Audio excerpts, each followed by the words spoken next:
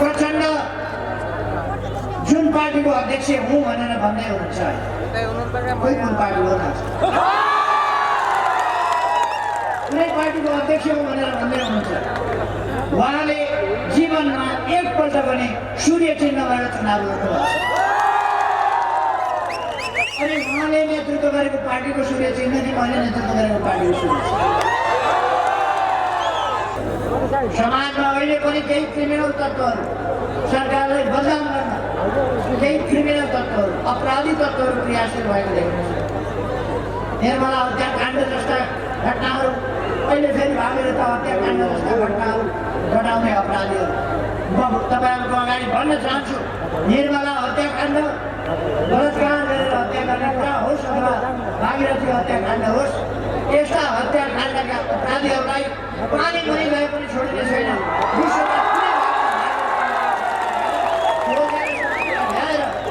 उनीहरूलाई कानुनी दायरामा राखिनेछ कारवाही गरेर छोडिनेछ दोषबाट अपराधबाट उठ्न दिने यो कुरा पनि छैन हामीले सडकहरूमा अलपत्र बालबालिका हुन नपरोस् अभिभावकविहीन बालबालिका हुन नपरोस् भनेर सडकमा कोही पनि मानिस अलपत्र परेर बस्न नपरोस् बेसहारा भएर सडकमा अलपत्र हुन नपरोस् भनेर कसैले पनि भिख मागेर टोकरी थापेर हिँड्न पर्ने अवस्था नहोस् भनेर त्यसका लागि सरकार छ बालबालिकाको अभिभावक जसको अभिभावक छैन त्यसको अभिभावक सरकार छ त्यस्ता बालबालिकाको हेरचाह रेखदेख पढाइ लालन पालन स्वास्थ्य उपचार सबै सरकारले त्यो कामको अभियान थालेका छौँ र आज सडकमा बालबालिका भेटिँदैनन् र अब आउँदो 2078 साललाई हामीले सडक बालबालिका सडकमा सहयोग अपेक्षा गरिरहेका सहयोगापेक्षी मानव नभएको भिखमनका नभएको देशको रूपमा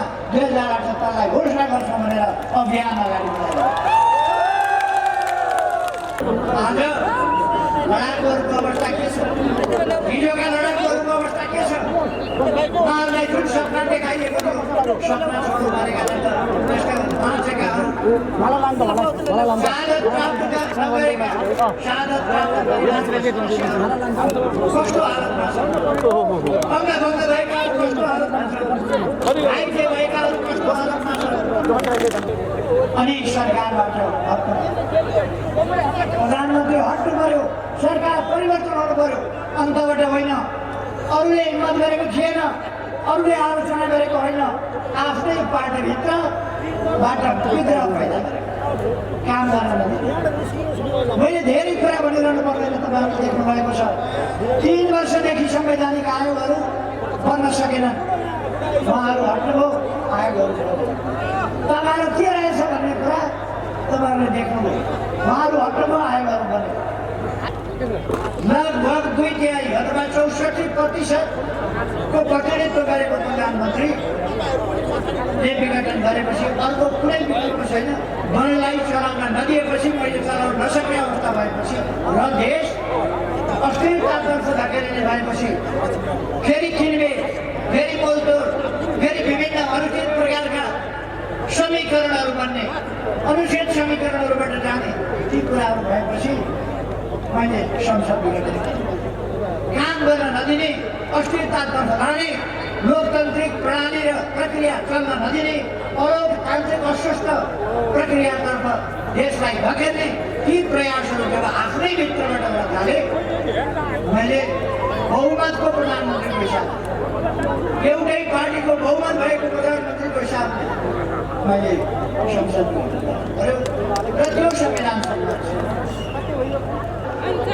तपाईँ हामी निराश हुनुपर्ने आवश्यकता छैन निराश हुनुपर्ने कुनै आवश्यकता छैन केही मानिसहरू बाहिर गएका हुन् कस्ता मानिस बाहिर गए कठैवाला भन्नुपर्ने त्यति गएन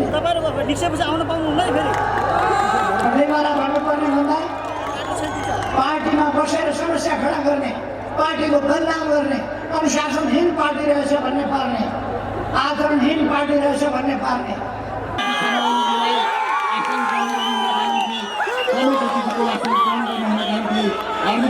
अनुरोध पनि गर्न चाहन्छु आदरणीय कमसिवाल म यहाँसँग राजनीति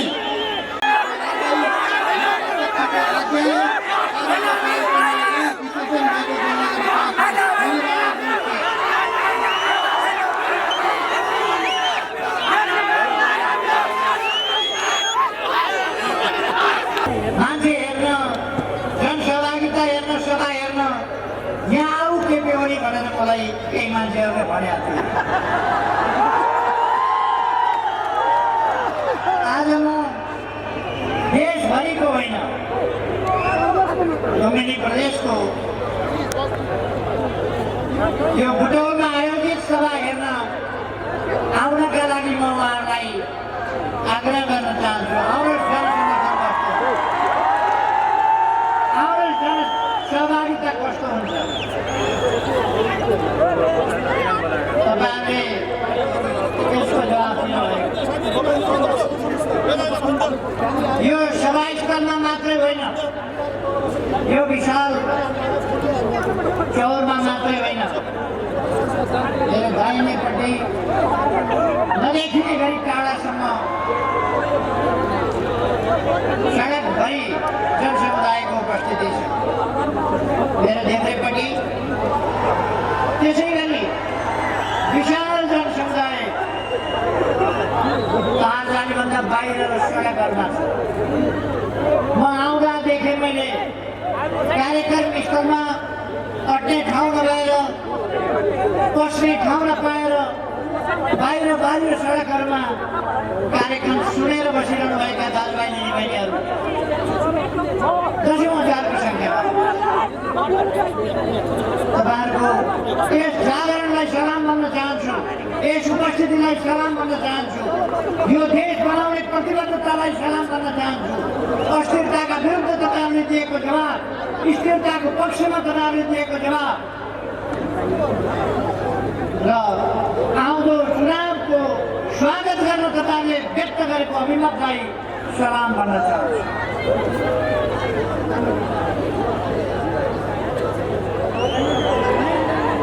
आदरणीय दाजुभाइ दिदीबहिनीहरू, आज हामी एउटा खास परिस्थितिबाट देश अगाडि गुज्रिरहेको अवस्थामा छ। प्रतिनिधि सभा चल्नै नसक्ने अवस्था हो। प्रतिनिधि सभा किन चल्न सकेन तपाईँहरूले देख्नु भएको छ। मैले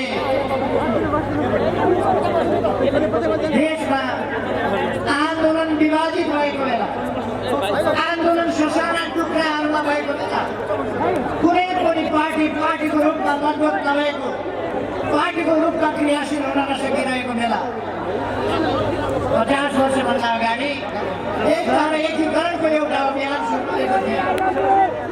3 वर्ष अगाडि नेकपा एमाले र माओवादी केन्द्रलाई पनि मिलाएर एउटा सशक्त कम्युनिस्ट पार्टी नेकपाको निर्माण गर्ने पहल गरेको थिए, अगुवाई गरेको। तर केही मानिसहरूले देश बनाउने उद्देश्य होइन, आफू बने उद्देश्य छोडेन। केही मानिसहरूले एकताको उद्देश्य होइन, हटो विभाजन र गुटबन्दीको उद्देश्य छोडेन। आन्दोलन बलियो बनाउने, पार्टी बलियो बनाउने होइन, आफ्नो गुट बलियो बनाउने उद्देश्य छोडेन।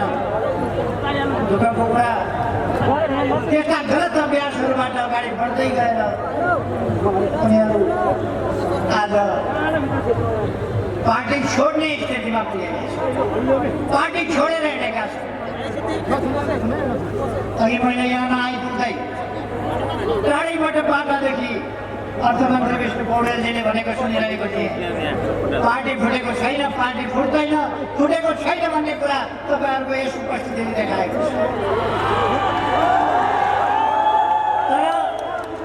तर पार्टी जस्ताको जस्तै पनि छैन, पार्टीबाट केही तत्त्वहरू बाहिरिएका छन्, उद्देश्य नमिलेका तत्त्वहरू, देश बनाउने उद्देश्य नबोकेका तत्त्वहरू, समृद्धिको सपना देख्न खोज्ने, समृद्धिका प्रयासहरू अगाडि बढाउने खोज्ने, यी कुराहरूलाई अस्वीकार गर्ने तत्त्वहरू अहिले पार्टी छोडेर बाहिरिएका छन्, बाहिरिएर आत्मिरहेका छन्, बाहिरिएर उनीहरू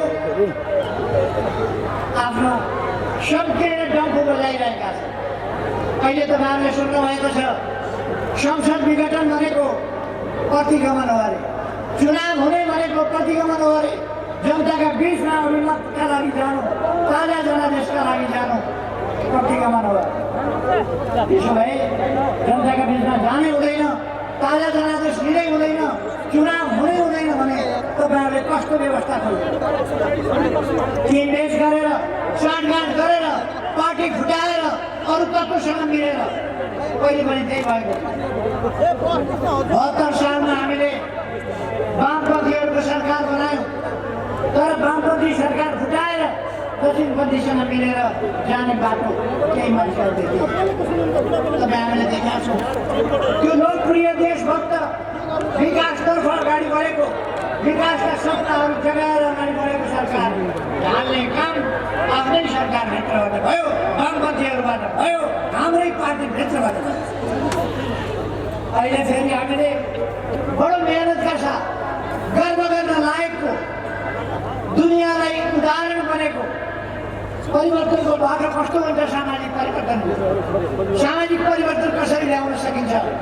देश विकास कसरी गर्न सकिन्छ? समृद्धि कसरी हासिल गर्न सकिन्छ? सुशासन कसरी बनाउन सकिन्छ? र जनतालाई सुख कसरी दिन सकिन्छ? यस बाटोलाई समातेर दृढताका साथ गतिशील ढङ्गले प्रतिकूलताहरूको सामना गर्दै अगाडि बढिरहेको सरकार ढाल्न उहाँहरू लगातार उहाँहरूले सुन्नुभयो। गत वर्षको वैशाखदेखि नै उहाँहरूको प्रयास त्योभन्दा अगाडिदेखि थियो, तर वैशाखमा त्यो प्रयास प्रकट भयो। प्रधानमन्त्रीले राजीनामा गर्नुपर्छ भन्ने एकैचोटि प्रधानमन्त्रीले राजीनामा गर्नुपर्छ भन्ने आवाज आयो। मैले उहाँलाई सोधेँ, प्रधानमन्त्रीले राजीनामा गर्न तयार छ, तर किन राजीनामा गर्ने? उहाँहरूसँग जवाब छैन। मलाई चाहियो प्रधानमन्त्री, मलाई चाहियो। किन चाहियो? छोडिदिनु, तर किन? मलाई प्रधानमन्त्री देश बनाउने कुरा उहाँहरूको छैन, तर उहाँलाई प्रधानमन्त्री। अर्को आवाज उठ्यो, अध्यक्षबाट हट्नु पर्यो, अध्यक्षबाट राजीनामा गर्नु पर्यो। मैले सोधेँ, किन राजीनामा गर्नु पर्यो? अर्कोले भने मलाई अध्यक्ष आफै गर्नु। मैले भने अध्यक्ष महाधिवेशनबाट जो हुनपर्छ, अध्यक्ष महाधिवेशनबाट हुन सक्छ। बिचमा महाधिवेशनबाट उधारो हुँदैन, नब्दा नब्दी चाहिन्छ, हाताहाती। केका लागि? देश बनाउन होइन, देशको स्वाभिमान उठाउन होइन। कति बेला आयो? जति बेला मैले देशको भूभाग समेटेर नक्सा बनाएँ, नक्सा प्रकाशित गरेँ, हो त्यस कामको नेतृत्व गरेपछि संसदबाट सर्वसम्मतिका साथ नक्सा परिवर्तन गरेको, नक्सा पारित गरेको, नक्सा छापेको कुरालाई अनुमोदन गरेपछि, संविधानको अनुसूचीमा त्यो कुरा राखेपछि उहाँहरू आत्म अनि सरकारबाट हट्नु, प्रधानमन्त्री हट्नु पर्यो, सरकार परिवर्तन हुनु पर्यो। अन्तबाट होइन, अरूले हिम्मत गरेको थिएन, अरूले आलोचना गरेको होइन, आफ्नै पार्टीभित्रबाट विद्रोह पैदा गरेको काम गर्न नदिने। मैले धेरै कुरा भनिरहनु पर्दैन, तपाईँहरूले देख्नुभएको छ। 3 वर्षदेखि संवैधानिक आयोगहरू बन्न सकेनन्, उहाँहरू हट्नुभयो, आयोगहरू तपाईँहरू के रहेछ भन्ने कुरा तपाईँहरूले देख्नुभयो। उहाँहरू हट्नुभयो, आयोगहरू बन्यो। पार्टी हरेर चालु भएको थियो 3 वर्ष, असङ्गठित, गतिहीन, निष्प्रभावी भएको थियो। अहिले उहाँहरू जानुभयो, पार्टी गतिशील भएको छ, जनतामा उत्साह छाएको छ। यो 3 वर्ष गएका 3 वर्ष हामीले यस्तो आमसभा गर्न सक्यौँ, यस्तो आमसभा हामी गर्न सक्दैनौँ थियो गएको 3 वर्ष। खुट्टा पार्ने पर्यो अनेकता। अहिले कमसेकम ती तत्त्वहरू गाली गर्ने, मुख सार्ने गरिराखेका थिए, त्यही कुरा अहिले पार्टीभन्दा बाहिर गएर गरिरहेको छ। हिजो पार्टीभित्रै बसेर टेलिभिजनमा गएर मन परी बोल्थे, रेडियोमा गएर मन परी बोल्थे, पत्र पत्रिकामा मन परी लेख्थे, आज बाहिर गएर बोलिरहेको छ। त्यति मात्र आन्दोलनले एउटा शुद्धिकरण खोजेको थियो। आज आफै उहाँहरू बाहिर गएर महान शुद्धिकरणका लागि ढोका खोल्नु भएको छ। आज पार्टी एकताबद्ध भएको छ, अनुशासित भएको छ, गतिशील भएको छ, एउटै विचारमा पार्टी अगाडि बढेको छ। सुदृढ ढङ्गले, सङ्गठित ढङ्गले, अनुशासित ढङ्गले, गतिशील ढङ्गले पार्टी अगाडि बढेको छ। अर्थात् अब पार्टी विचार बोकेको पार्टी, उद्देश्यहरू बोकेको पार्टी, देश बनाउने कामको नेतृत्व गर्ने सङ्कल्प बोकेको पार्टी सुदृढ ढङ्गले एकताबद्ध भएर अगाडि बढेको छ। त्यसकारण म दाजुभाइ दिदीबहिनीहरूलाई भन्न चाहन्छु, तपाईँ हामी निराश हुनुपर्ने आवश्यकता छैन। निराश हुनुपर्ने कुनै आवश्यकता छैन। केही मानिसहरू बाहिर गएका हुन्, कस्ता मानिस बाहिर गए कठैवाला भन्नुपर्ने त्यति गएन।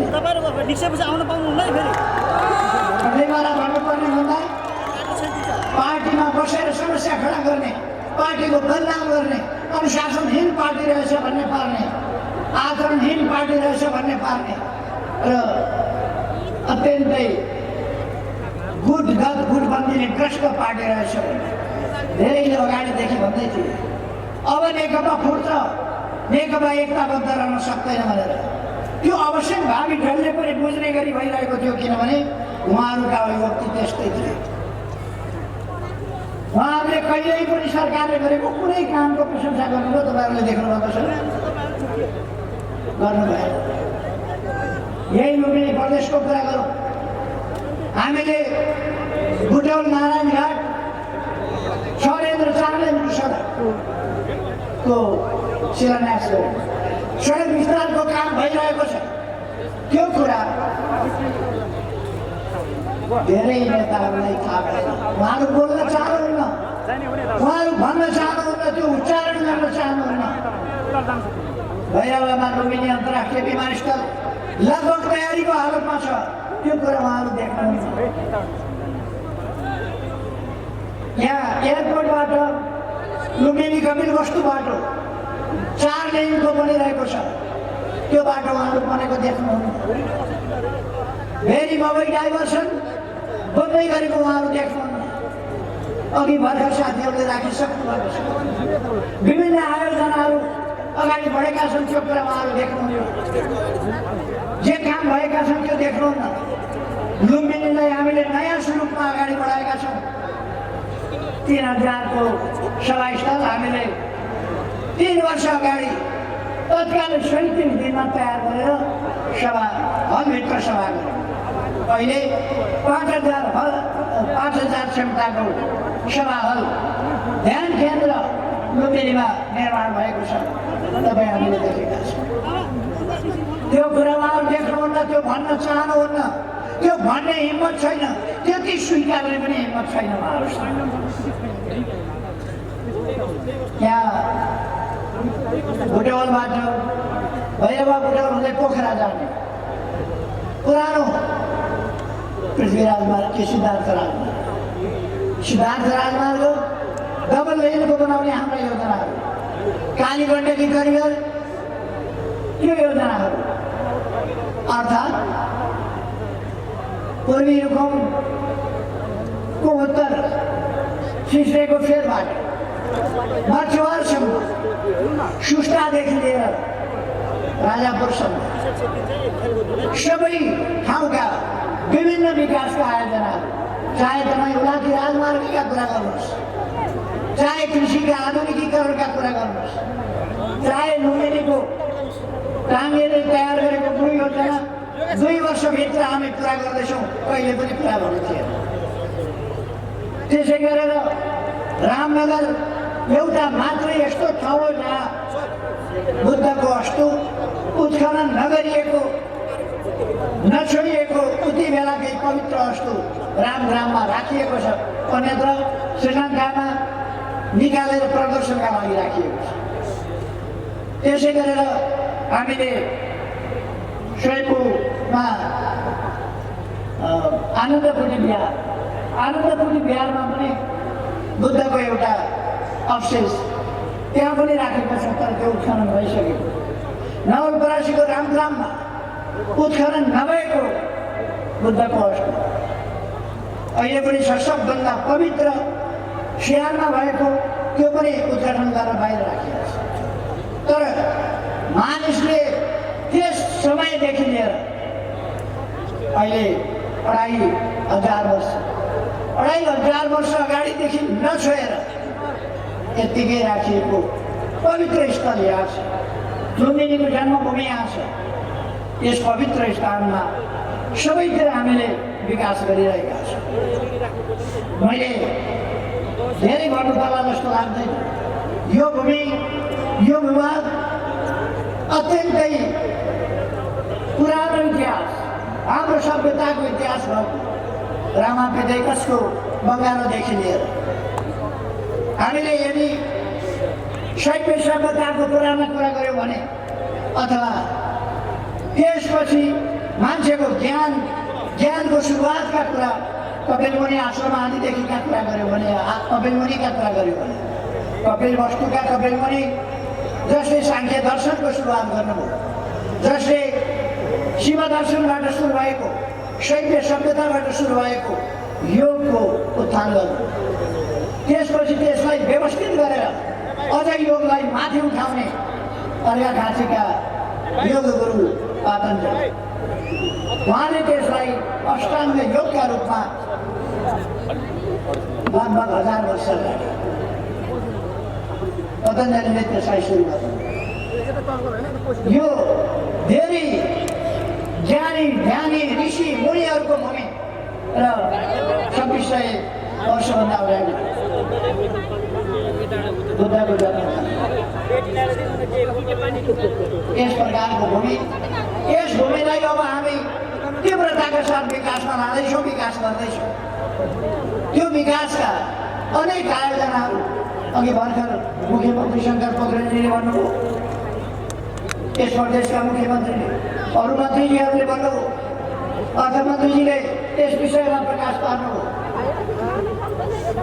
वास्तवमा विकासका प्रयासहरू त्यसरी हामी अगाडि बढाइरहेका छौँ। यहाँको सिँचाइका लागि हामीले 9 मुरे बहुउद्देश्य जलविद्युत आयोजनाबाट कपिल वस्तुको सिँचाइको कुरा गरिरहेका छौँ। त्यसै गरेर कालीबाट काली तिनाउको सिँचाइको कुरा गरिरहेका छौँ। त्यसै गरेर माडी र धानको सिँचाइको कुरा गरिरहेका छौँ माडी डाइभर्सनबाट। यहाँबाट पूर्वतिर बाटो चौडा गर्ने, पूर्व पश्चिम राजमार्गलाई चौडा गर्ने काम हामीले शिलान्यास गरिसक्यौँ। अब यहाँबाट कोलपुरतिर फेरि 6 लेन 4 लेन जङ्गल क्षेत्रको अलिक सानो हुन्छ र बाहिरको अलिक ठुलो हुन्छ। त्यस प्रकारले हामी निर्माण गर्ने अभियानलाई अगाडि बढाइरहेका छौँ। भर्खरै मात्रै हामीले यही बुटौलबाट माथि वसन्तपुर डाँडासम्म जाने केबल कारको शिलान्यास गर्यो।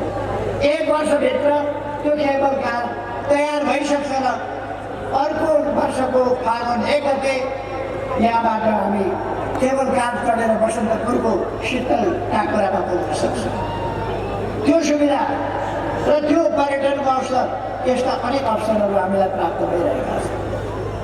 हामीले अनेक क्षेत्रहरूमा विकासका कामहरू, शिक्षाका क्षेत्रका कामहरू, स्वास्थ्यका क्षेत्रका कामहरू अगाडि बढाइरहेका छौँ।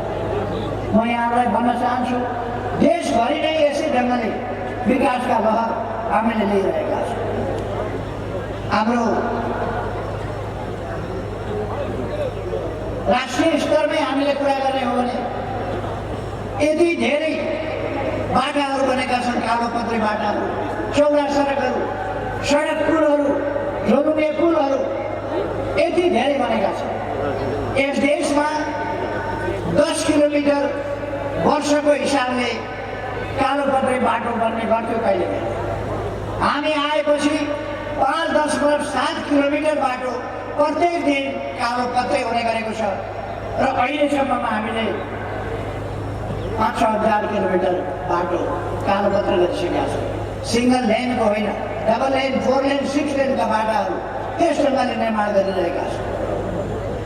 चारैतिर एक ढङ्ग भर्खरै विकासको लहर बनिरहेको छ। यहीँ पनि हस्पिटल, मेडिकल कलेज, सभा हल, रङ्गशाला यी कुराहरू बनिरहेका छन् र एयरपोर्ट बन्दैछ दाङमाहरूको। यस्ता अनेक कामहरू भइरहेका छन् देशभरि। त्यसबिचमा हामीले काठमाडौँ र एकाध ठाउँमा बाहेक म प्रधानमन्त्री हुँदा काठमाडौँ, विराटनगर यस्ता एकाध ठाउँमा बाहेक राति उड्ने सुविधा थिएन एयरपोर्टहरू। अहिले धेरै एयरपोर्टहरू 24 घण्टा चल्न सक्छन्। भद्रपुरदेखि, विराटनगरदेखि, जनकपुरदेखि धनगढीसम्मका, सुर्खेतदेखि, सिमरादेखि अनेक एयरपोर्टहरू राति पनि चल्ने भएका छन्। पोखरा एयरपोर्ट तयार हुँदैछ। यी सबै कुराहरूले देख्नुपर्छ। हामी सुरुङ युगमा प्रवेश गरेका छौँ। मैले गत वर्ष भनेको थिएँ अब हामी सुरुङ युगमा प्रवेश गर्छौँ भनेर। अहिले काठमाडौँबाट नौबिसे सुरुङ निर्माण भइरहेको छ। अब काठमाडौँबाट रसुवा जानका लागि 2टा सुरुङ निर्माण हुने त्यो चरणमा संसारले भइरहेको छ। त्यसै गरी फास्ट ट्र्याक काठमाडौँ तराई जोड्ने बाटा, चौडा बाटो बनाइनेछ फास्ट ट्र्याक। त्यसमा 2टा लामा लामा सुरुङहरू त्यसको निर्माण हुन लागिरहेको छ। सिद्धबाबा सुरुङ मैले भनिरहनु पर्दैन। गत वर्षदेखि नै हामीले बजेट छुट्याएका छौँ, योजनामा पारेका छौँ र अब काम सुरु हुँदैछ। त्यसर्थ म यहाँहरूलाई भन्न चाहन्छु, हाम्रो उद्देश्य अरू केही होइन।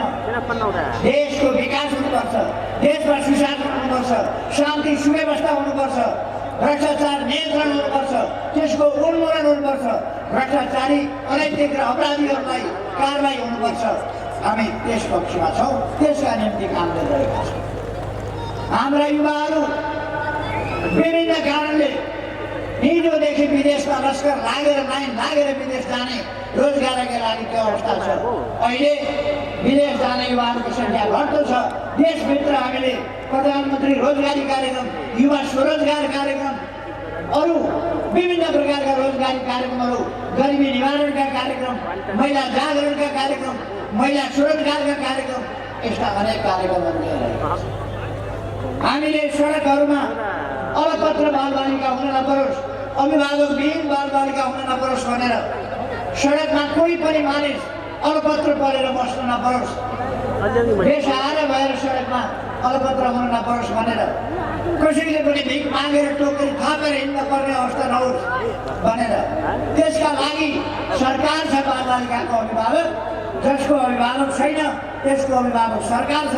त्यस्ता बालबालिकाको हेरचाह, रेखदेख, पढाइ, लालन पालन, स्वास्थ्य उपचार सबै सरकारले त्यो कामको अभियान थालेका छौँ र आज सडकमा बालबालिका भेटिँदैनन्। र अब आउँदो 2078 साललाई हामीले सडक बालबालिका सडकमा सहयोग अपेक्षा गरिरहेका, सहयोग अपेक्षी मानव नभएको, भिखमन्का नभएको देशको रूपमा 2078लाई घोषणा गर्छौँ भनेर अभियान अगाडि बढाइरहेका छौँ।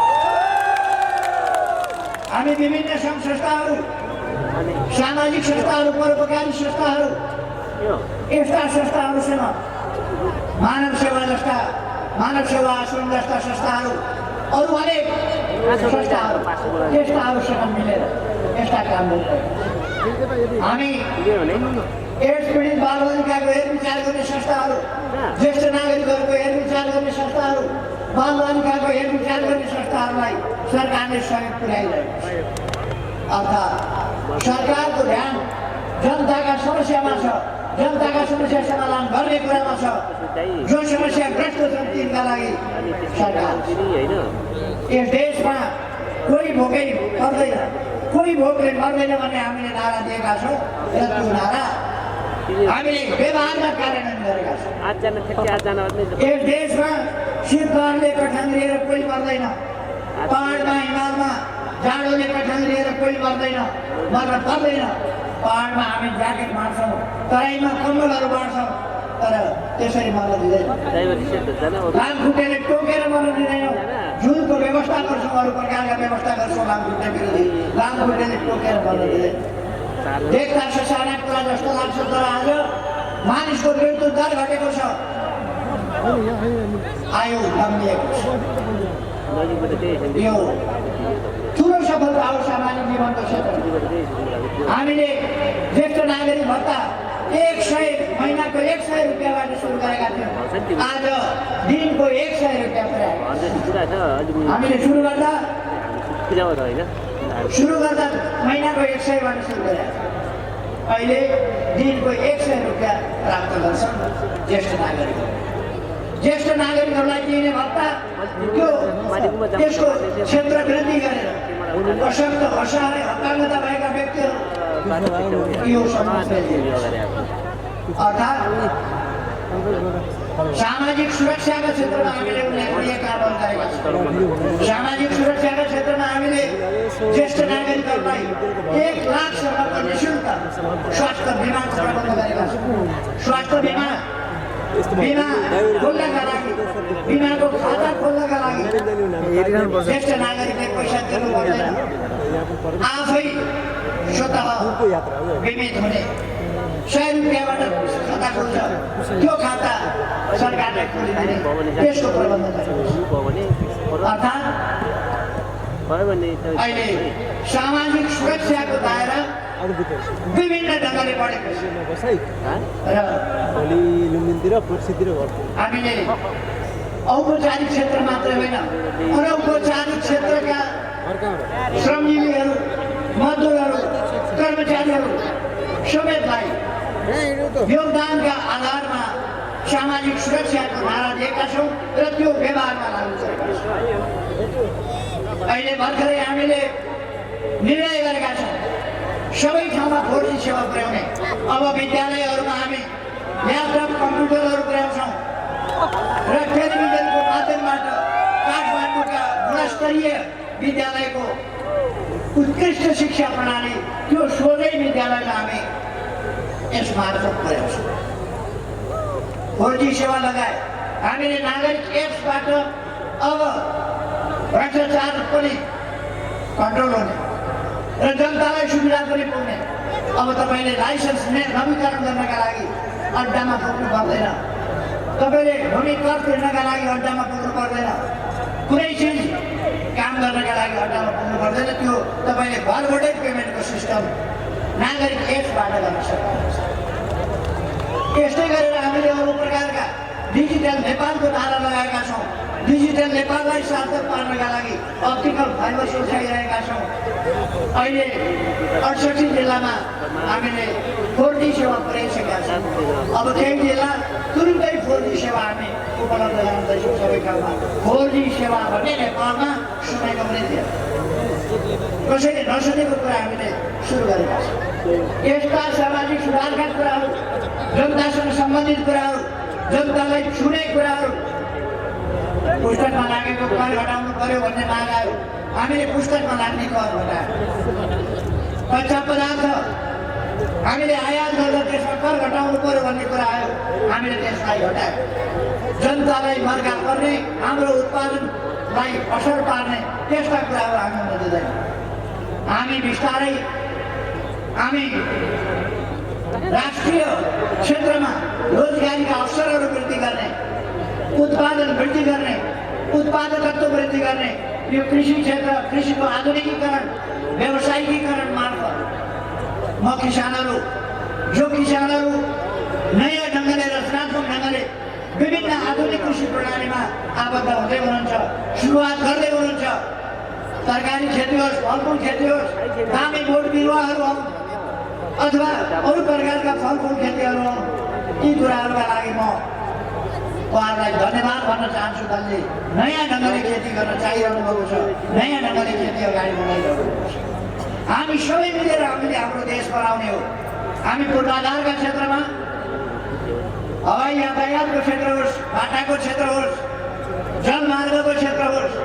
अहिले मैले पानी जहाजको कुरा गरेँ, पानी जहाजको कुरा गर्ने बित्तिकै केही मानिसहरूले उडाए, तर त्यो कुरा उडाए पनि हाम्रा युवाहरूले गण्डकी र कोशीमा आफैले स्टिमरहरू चलाउन थाले।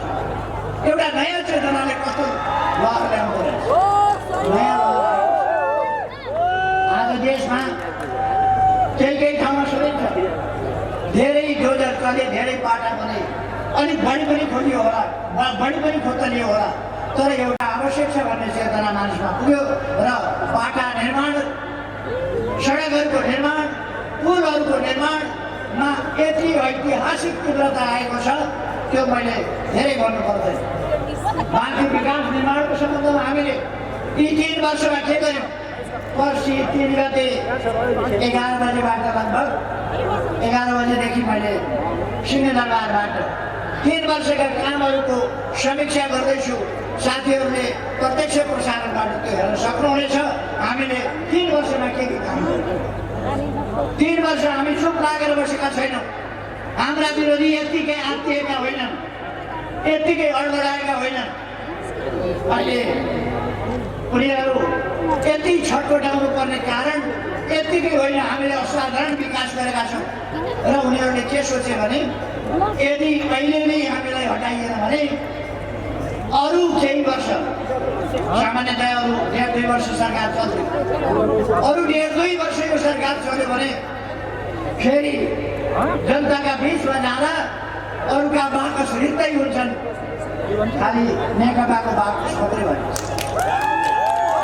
त्यसकारण अहिले नै सरकार लाग्नुपर्छ भन्ने देशी विदेशी प्रतिक्रियावादी षड्यन्त्रहरू अहिले यसरी जोड्नमा आयो। यत्तिकै होइन, खालि अनुहार नराम्रो लागेर मात्रै होइन, कामसँग डराएर हामी कहिल्यै पनि शिर नेउराउन जानेनौँ। हाम्रो राष्ट्रियताको पक्षमा, स्वाधीनताको पक्षमा, समान हक अधिकार अन्तर्राष्ट्रिय तहमा पनि हामीले गर्यौँ। हामीले विशेष ढङ्गले हाम्रो देशको तटस्थ परराष्ट्र नीति, स्वाभिमानपूर्ण परराष्ट्र नीति, यी कुराहरूलाई अगाडि बढायौँ। संयुक्त राष्ट्र सङ्घदेखि लिएर अन्तर्राष्ट्रिय विभिन्न मञ्चहरूमा हामीले नेपालको दृष्टिकोण के हो भन्ने कुरा बडो दृढ दृढतापूर्वक स्वाभिमानका साथ राख्यौँ। त्यस कुराले हामी दुनियाँमा, विश्वमा चिनिन थालेका छौँ, सुनिन थालेका छौँ र हामी प्रति मानिसको ध्यान आकर्षित हुन थाल्यो। पहिले नेपाललाई अन्तर्राष्ट्रिय मञ्चहरूमा साधारणतया बोलाउन पनि चल्थ्यो। अहिले नेपालको उपस्थिति अन्तर्राष्ट्रिय मञ्चहरूमा एउटा आवश्यकता बनेको छ।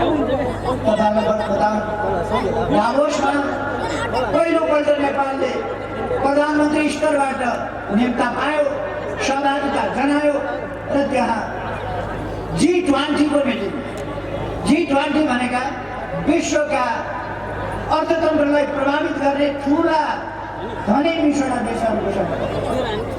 त्यो G20 को मिटिङमा नेपालको प्रधानमन्त्रीलाई पनि आमन्त्रण गरियो र त्यहाँ आफ्ना विचार राख्नुपर्छ।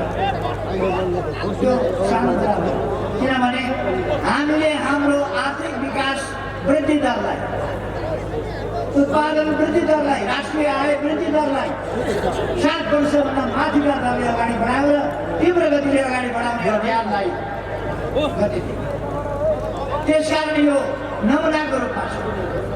हामीले 72 साल वैशाख 12 गते भूकम्प आयो, 13 गते, 15 गते, 25 गते, 19 गते, विभिन्न दिनहरूमा 29 गते लगातार पराको बनाएर चोटला गए, विध्वंस भयो, 9 लाख घर भत्किए, हजारौँ विद्यालय, अस्पताल, विश्वविद्यालय, कलेज, क्याम्पस, सरकारी भवनहरू, सेना प्रहरीका सबै भवनहरू धेरै ठुलो सङ्ख्यामा बर्बाद भए, 9,000 जनाको ज्यान गयो।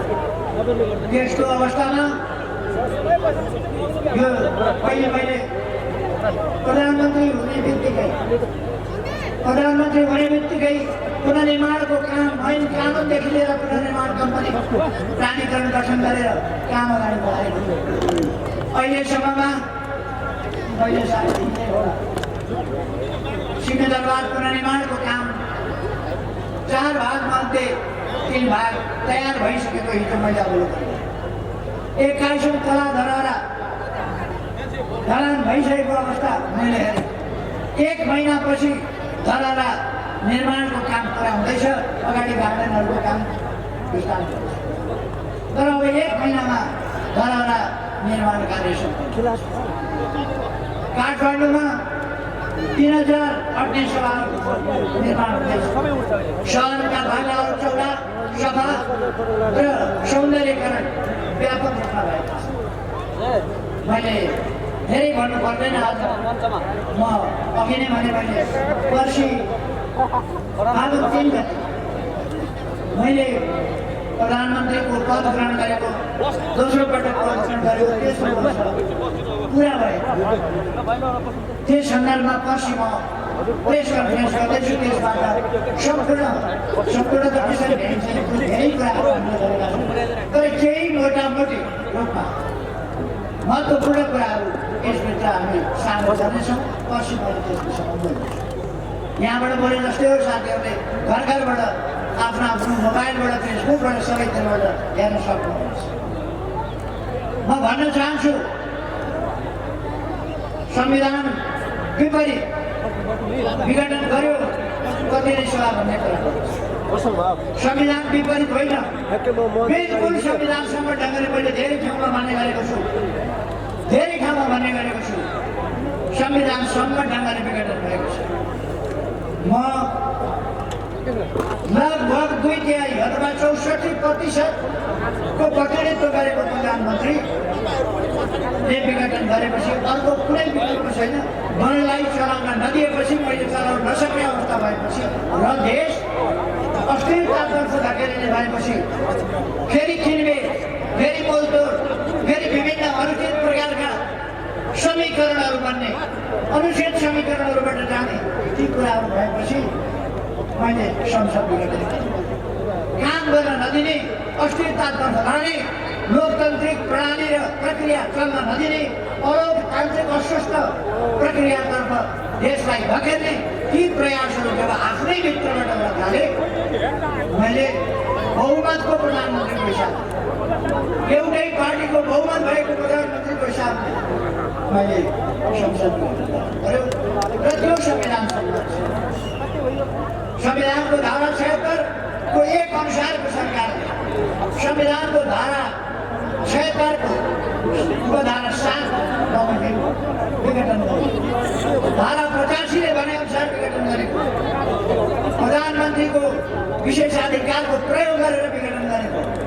त्यसकारण यो संविधान सम्मत छैन भन्ने कुरा निरर्थक छ। अब अदालतलाई दबाब दिने अनेक प्रकारका कामहरू भएका छन्।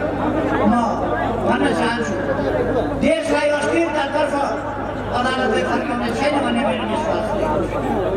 अस्थिरतातर्फ देशलाई फर्किन दिनु पर्दैन। अब कुनै पार्टीको बहुमत रहँदैन यसपछि। यदि संसदको प्रस्तावना हुने हो भने कुनै पार्टीको बहुमत रहन्छ, नरहेपछि अनि किनबेच सुरु हुने, अनि मोलतोड सुरु हुने, अनुचित समीकरण सुरु हुने, बाँकी 1.5 वर्षमा लोकतन्त्रको हुर्मत लिने काम हुन्छ। सोझै जनतामा जनादेशका लागि जानुपर्छ। यदि कसैलाई आफू लोकप्रिय छौँ भन्ने लागेको छ भने ठिक छ, लोकप्रिय छौँ भन्ने लागेको छ भने जनमतमा आउनुहोस्, जनमतमा आउनुहोस्। मैले भनेको छु, उहाँहरूले मान्छे हेर भन्नुभएको छ। मान्छे हेर्ने मात्रै किन, करुणा र बाकसबाट मत मात्रै निकालेर गर्नु।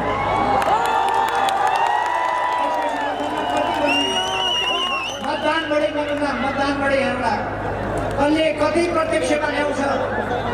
म भन्न चाहन्छु उहाँहरूलाई, मैले भनेको छु 50 लाख हामी समानुपातिक मत ल्याउँछौँ। घटाएर देखाउनुहोस् न त्यो मत 50 लाख। हामी प्रत्यक्षतर्फ बहुमत सिट ल्याउँछौँ, त्यो घटाएर देखाएर किन आत्तिनु भएको चुनावमा, किन तर्सिनु भएको चुनावमा? उहाँलाई राम्रै थाहा छ, उहाँहरूको नेपाली जनतालाई झुक्क्याउने, ठक्क्याउने, तर्साउने सबै हिजो युवाहरूलाई उहाँले उचाल्नुभयो, बताउनुभयो, सुन्दा सपनाहरू पाण्नुभयो। जनवाद आउँछ, क्रान्ति हुन्छ, जनवाद आउँछ, सुखका दिन आउँछ। जीवन केही होइन, होमिन गर्न तयार शहीदको नाम माफ गर्न सक्छ, शहीदको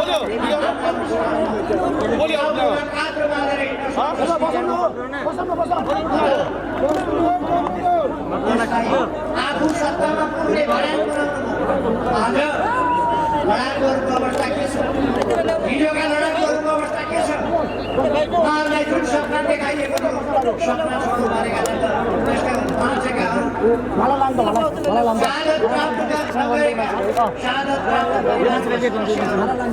कस्तो हालतमा छ अङ्गभङ्ग भएकाहरू कस्तो हालतमा छ घाइते भएकाहरू कस्तो हालतमा छ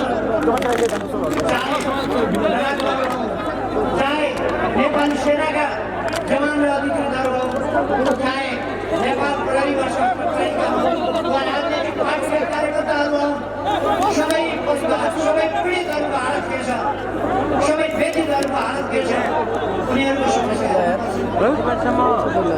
त्यसै कारण मैले भनेको हिजो प्रचण्डले उचालेर झुटा सपना बाँडेर कतिलाई मराए कतिलाई अङ्गभङ्ग गराए कतिलाई विधवा बनाए कतिलाई टुक्रा टुक्री बनाए यो सबैको व्यवस्था अहिलेको सरकारले गर्छ भनेर घाइतेहरूलाई लडाकुहरूलाई पीडितहरूलाई सबै प्रकारका पीडितलाई सम्मान र परिचय पत्र सम्मानपूर्ण ढङ्गले परिचय पत्र शरीरमा गोली बोकेकाहरू घाइते र अभावहरू जोड्छ उनीहरूको उपचार गराउँछौँ र अरू व्यवस्थाहरू त्यस्ता परिवारका एक सदस्यलाई कमसेकम रोजगारीमा प्राथमिकताका साथ योग्यता अनुसार राजनीतिक नियुक्ति जस्ता कुराहरूमा योग्यता अनुसार उहाँहरूलाई राजनीतिक नियुक्ति प्राप्त गर्ने कुरामा हामीले यी कुराहरू राखेका छौँ उहाँहरू आत्तिनुभएको छ एकजनाले भनेछ आँसु खसाउनु पर्दैन तपाईँहरू त कसैको पीडामा आँसु खसाउँदै खसाउनुहुन्छ कसैको पीडामा आँसु खसाउनुहुन्छ तर हामीले आँसु खसाउनुपर्छ जनताको पीडामा जनताको पीडा हटाउनुपर्छ जनताको सेवा गर्नुपर्छ त्यसै कारण हामीले भनेका हौँ समृद्ध नेपाल सुखी नेपाली हामी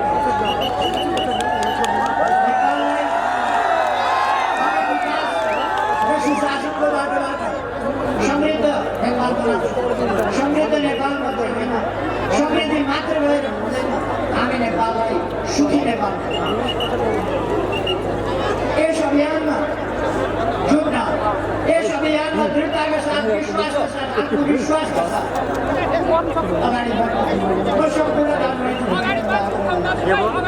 विकासका काममा जुट्नका लागि उहाँहरूलाई म आग्रह गर्न चाहन्छु युवाहरूलाई गलत ढङ्गले परिचालन गर्न रोकिएको छ युवाहरूलाई भ्रममा पार्न रोकिएको छ युवाहरूलाई अनुशासनहीन बनाउन रोकिएको छ अराजक बनाउन रोकिएको छ यसरी देश युवाहरूले बनाउने हो युवाहरू तपाईँहरू जिम्मेवार हुनुहोस् तपाईँहरू भ्रममा नपर्नुहोस् तपाईँहरू नाल बनिनुहोस् तपाईँहरूको भविष्य धेरै राम्रो छ तपाईँहरूले यस देशलाई सुन्दर देश बनाएर आफूले समृद्ध नेपाल र सुखी नेपालीको परिकल्पना साकार पार्न सकिन्छ र म युवाहरूलाई आग्रह गर्न चाहन्छु तपाईँहरू देश विकासको देश निर्माणको यस महाअभियानमा सरिक सामेल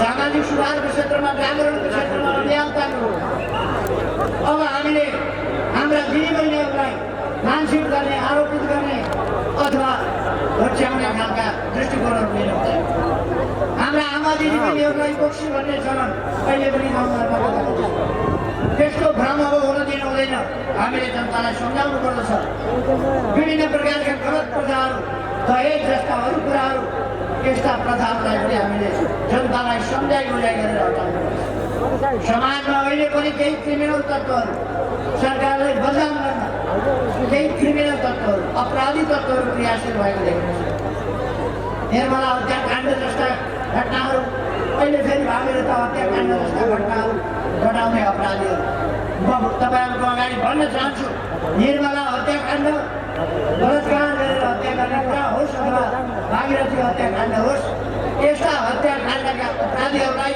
पानी मरि गए पनि छोडिने छैन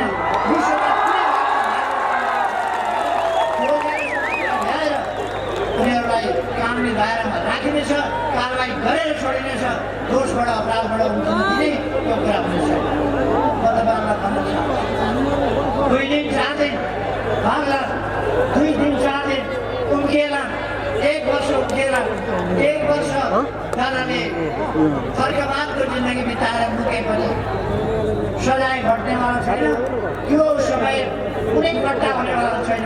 त्यो सजाय पुराका पुरा सजाय त्यो अपराधीहरूलाई हामी गर्न सक्छौँ। हामी विश्वास गर्छौँ केही समयभित्रै हामी भागीरथका हत्याकाण्ड अपराधीहरू, ती हत्याराहरू र त्यसै गरी निर्मला हत्याकाण्डका अपराधीहरू यी सबैलाई अदालतको कठघरामा उभ्याएर त्यो कुरा म अरू प्रकारका सामाजिक अपराधहरू त्यस्ता कुरा पनि हामी शान्ति सुरक्षाको स्थिति एकदम राम्रो बनेको छ।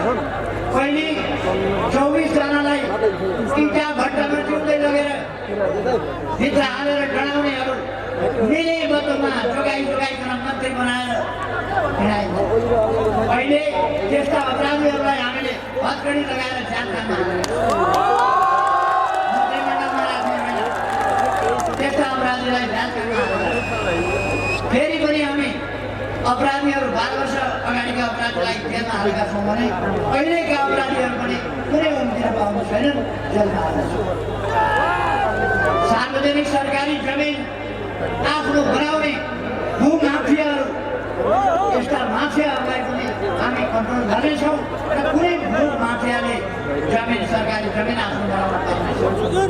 भूमिको समस्या हामी समाधान गर्नेछौँ, सुकुम्बासीका समस्या समाधान गर्नेछौँ, अव्यवस्थित बसोबासलाई व्यवस्थित गर्नेछौँ, असुरक्षित बसोबासलाई सुरक्षित गर्नेछौँ र भूमिको सदुपयोग कसरी गर्ने, जनतालाई आवाज कसरी दिने, ती कामहरू हामी गर्दैछौँ। अहिले हामीले घर र फुसका छानाहरू हटाएर तिनका छाना राख्ने त्यो अभियान चलाएका छौँ देशभरि। अब नेपाल देशभरि पाइने छैन।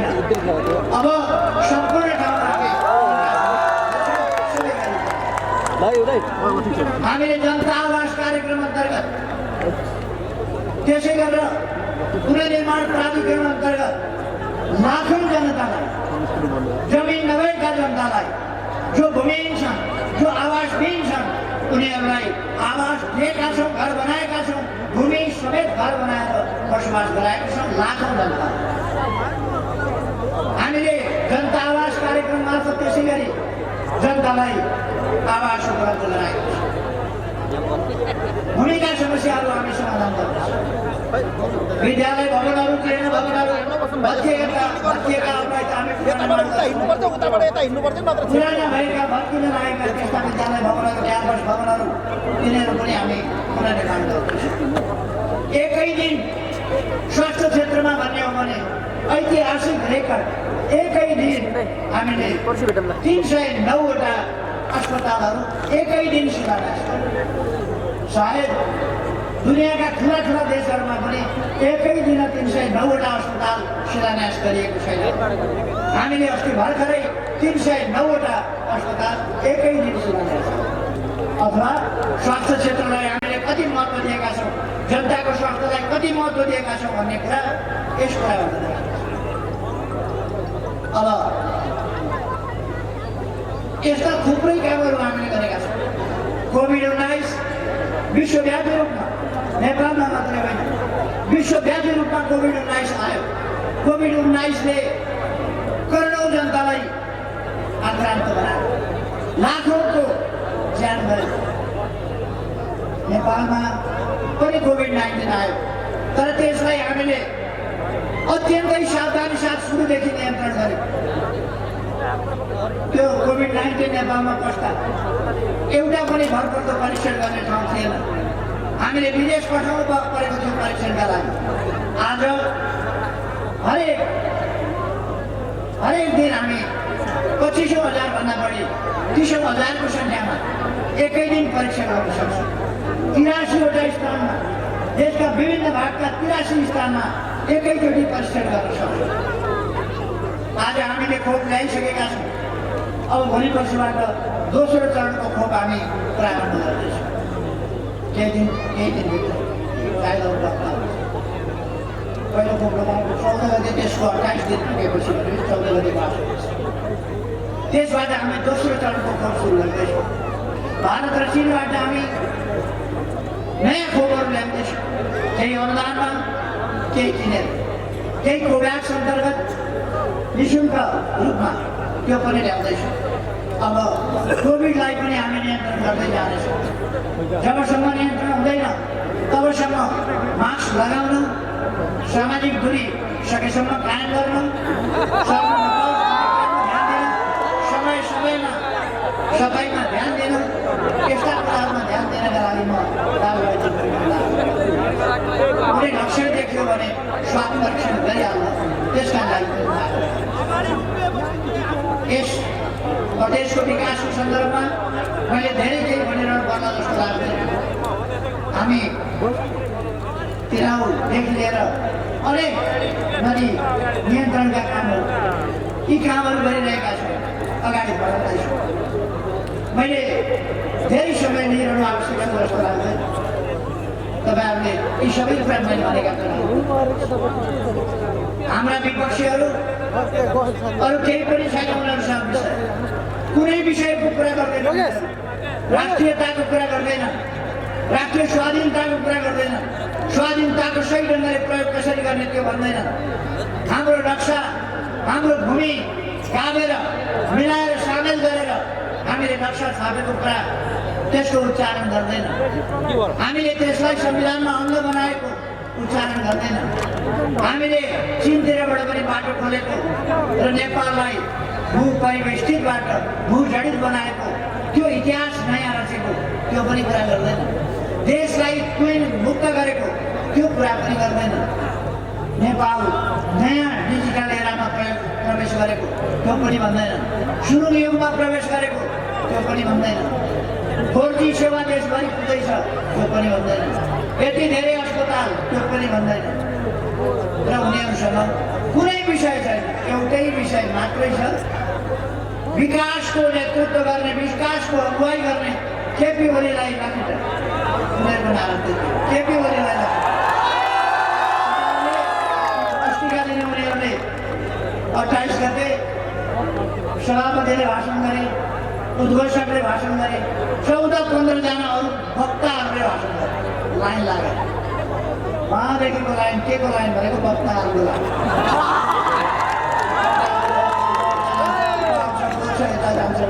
विषय के छ भने गाली पुराण, गाली पुराण खण्ड 1, गाली पुराण खण्ड 2, गाली पुराण खण्ड 3, 17वटा गाली पुराणका खण्ड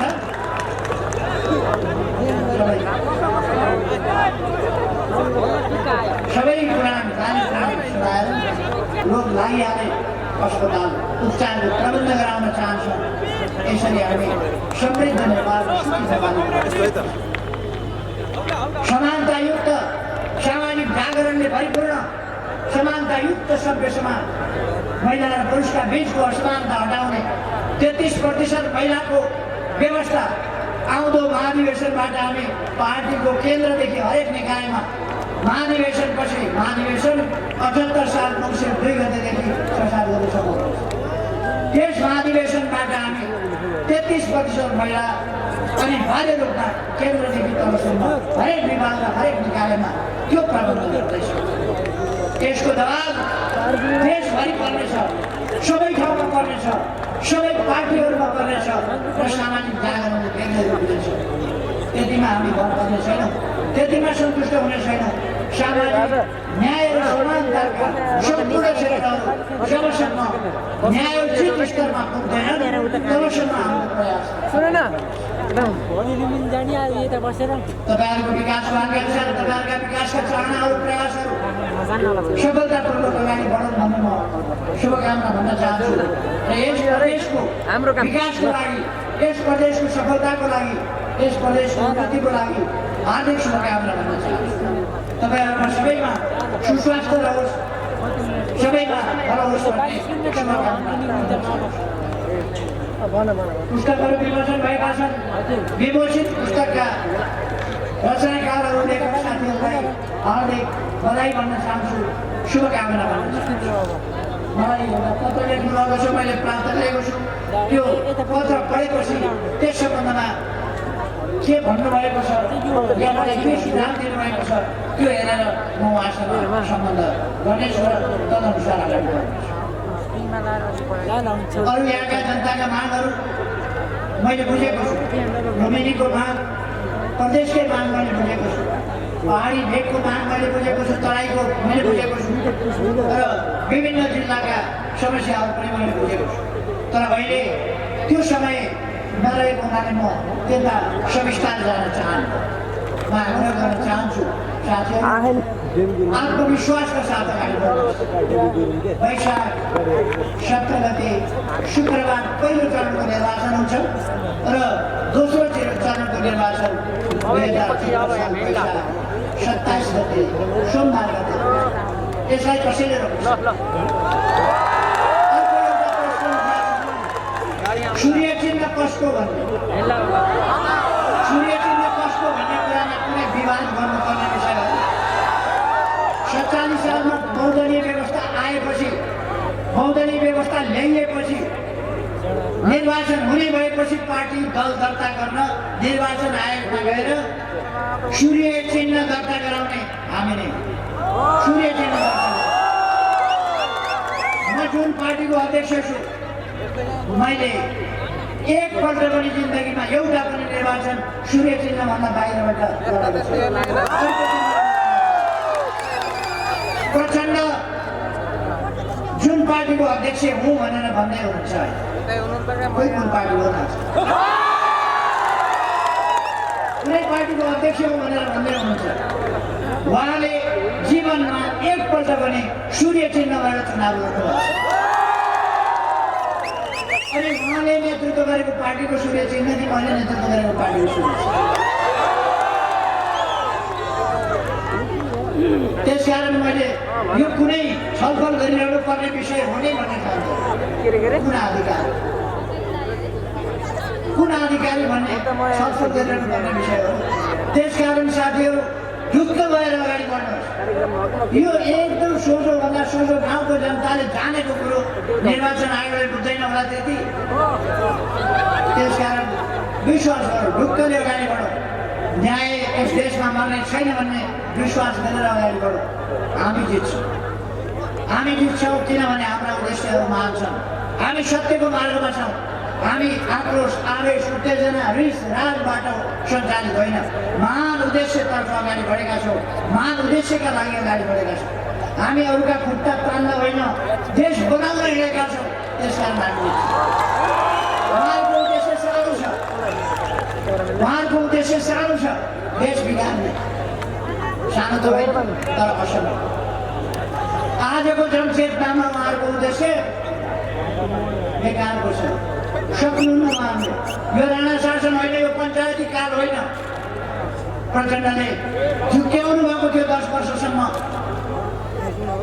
प्रचण्डले कस्तो गर्नुभएको थियो? एउटा गाउँमा प्रस्थान हुँदाखेरि आउँथ्यो एउटा बाक्साले क्यामेरा जस्तो लिएर अनि भन्थ्यो कलकत्ताका हावडाका पुल देखो, दिल्लीका कुतुब मिनार देखो, लाल किल्ला देखो, आगराका यो देखो। उहाँले हाम्रा युवाहरूलाई त्यसै गर्नुभयो। क्रान्तिका सपना देखो, परिवर्तनका सपना देखो, समाजवादका सपना देखो, किन मैले 10 पैसा पाएँ। अब त्यो जमाना उहाँको गयो। उहाँले लाल किल्ला र कुतुब मिनार देखाउने, हावडाका पुल र ताजमहल आगराको देखाउने त्यो समय गयो। उहाँले जुन 10 पैसा बचाउनु भयो 10 वर्षसम्म बचाउने समय गयो। नगरिकन अगाडि बढौँ।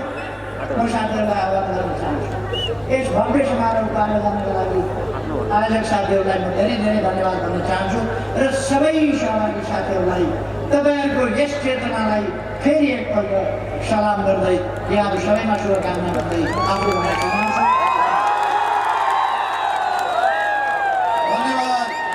यस विशाल जनसभालाई सम्बोधन गरिदिनु भएकोमा लुम्बिनी प्रदेश कमिटीको तर्फबाट पार्वती जिल्लाका सम्पूर्ण जनसमुदायको तर्फबाट